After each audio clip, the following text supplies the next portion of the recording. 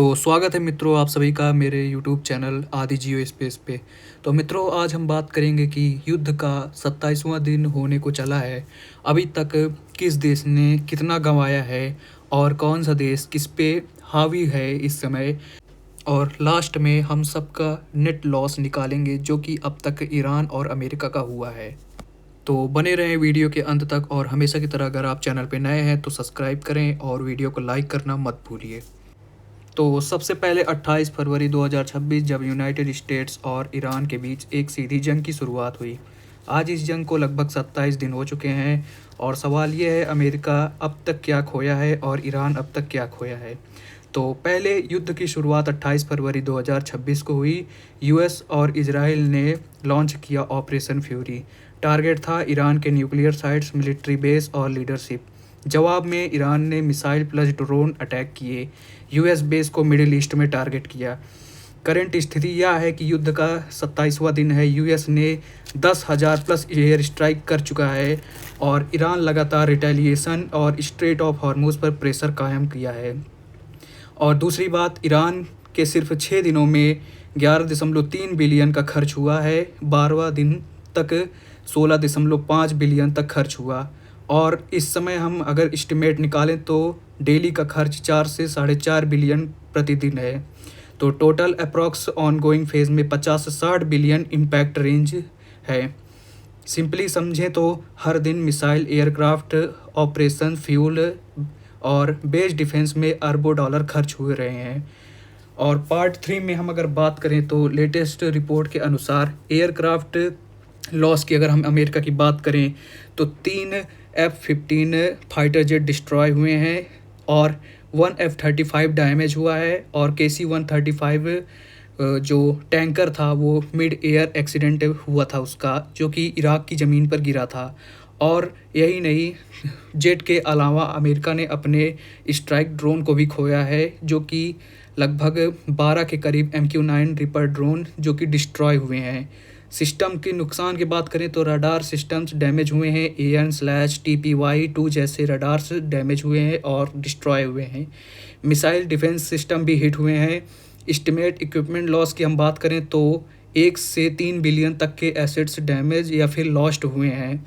और अगर अब हम बात करें ह्यूमन लॉस की, मैन पावर लॉस की, तो कंफर्म्ड है कि यूएस के 3 सैनिक मारे जा चुके हैं, 5 घायल हैं। और कैजुअल्टीज़ तो अमेरिका की लिमिटेड है क्योंकि यूएस मोस्टली एयर वॉर लड़ रहा है। और अब यूएस की पोजीशन की बात करें तो यूएस एयर डोमिनेंस है और massive strike capability. Iran infrastructure damage कर रहा है वो, लेकिन high cost equipment loss long term risk के साथ। ईरान की पोजीशन की बात करें तो strong retaliation, missile plus drone attack, US basis को टारगेट एटसेट्रा कर रहा है। सबसे बड़ा weapon straight of Hormuz control है ईरान का। और वार का असर सिर्फ बैटलफील्ड पर ही नहीं, यूएस इन्फ्लेशन बढ़ सकती है 4.2% के करीब। ग्लोबल इकॉनमी स्लो हो रही है, मतलब इकोनॉमिक वार भी चल रही है। तो यूएस ने बिलियंस ऑफ डॉलर खर्च किए, एयरक्राफ्ट और ड्रोन खोए, लिमिटेड मैन पावर लॉस हुई। ईरान ने डायरेक्ट मुकाबला नहीं लेकिन सिस्टमेटिक वार से प्रेशर बनाया। तो अमेरिका के पास ताकत ज़्यादा है लेकिन ईरान के पास समय और स्ट्रेटजी है। और इस जंग में सवाल ये नहीं है कि कौन ज़्यादा ताकतवर है, बल्कि ये कि कौन ज़्यादा देर तक टिक सकता है। तो अब बात करते हैं कि ईरान ने अभी तक कितना और क्या क्या खोया है। तो अगर हम बात करें ईरान की तो इस जंग में ईरान को भी भारी नुकसान उठाना पड़ा है। और अगर बात करें मिलिट्री इक्विपमेंट लॉस की तो शुरुआती स्ट्राइक में 20 प्लस मिलिट्री सिस्टम्स, मिसाइल, जिसमें missiles, radar, air defence destroy हुए हैं। ईरान की नेवल कैपेबिलिटीज़ को भी बड़ा झटका पड़ा है। कई बड़े नेवल एसेट्स डिस्ट्रॉय हुए हैं। कुछ रिपोर्ट्स के अनुसार हैवी फ्लीट डैमेज हुआ है। और दूसरा जो कि सबसे बड़ा लॉस है वो है लीडरशिप का।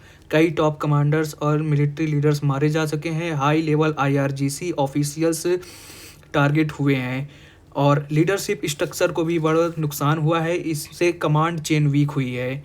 ह्यूमन कैजुअल्टीज़ की बात करें तो शुरुआती फेज़ में ईरान ने 1000 लोगों को खोया, और सिविलियंस प्लस फाइटर भी उसमें शामिल थे। हज़ारों घायल हुए, लाखों लोग डिस्प्लेस्ड हुए। और अब बात करें मिलिट्री कैपेबिलिटीज़ डैमेज की ईरान की, तो मिसाइल लॉन्च कैपेबिलिटी में 90% तक की गिरावट आई है और ड्रोन अटैक भी काफ़ी कम हो गए हैं। अब हम इकोनॉमिक इम्पैक्ट की बात करें तो ऑयल एक्सपोर्ट रूट पर खतरा मंडरा रहा है और इंफ्रास्ट्रक्चर डैमेज जो कि हो ही रहे हैं डेली, और इकॉनमी पर हैवी प्रेशर है। इन समरी, ईरान ने इस जंग में अपने मिलिट्री सिस्टम्स, टॉप कमांडर्स और हज़ारों लोगों को खोया है और इसकी मिसाइल कैपेबिलिटीज़ भी काफ़ी हद तक कमज़ोर हुई है। तो अब हम फाइनल नेट लॉस की बात करें तो यूनाइटेड स्टेट्स ने अब तक लगभग 50 से 60 बिलियन तक खर्च और नुकसान झेला है, और ईरान की बात करें तो डायरेक्ट और इनडायरेक्ट मिलाकर 25 से 35 बिलियन तक का नुकसान झेल चुका है। तो आप इस डाटा से अनुमान लगा सकते हैं अब कि कौन कितना ज़्यादा लॉस किया है। तो ज़रूरी नहीं है कि इस जंग में कौन कितना लॉस किया है। इस जंग में अमेरिका ने ज़्यादा पैसा खोया है, लेकिन ईरान ने अपनी ज़मीन, इंफ्रास्ट्रक्चर और लीडरशिप खोया है, और यही इस युद्ध की सच्चाई है।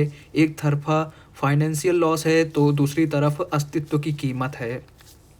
तो अब मुझे उम्मीद है आपको यहाँ पर पूरी बातें समझ में आ चुकी होंगी। तो आगे की मैं खबरें और लाता रहूँगा, तो मुझे फॉलो करें और अगली वीडियो तक का इंतज़ार करें। धन्यवाद।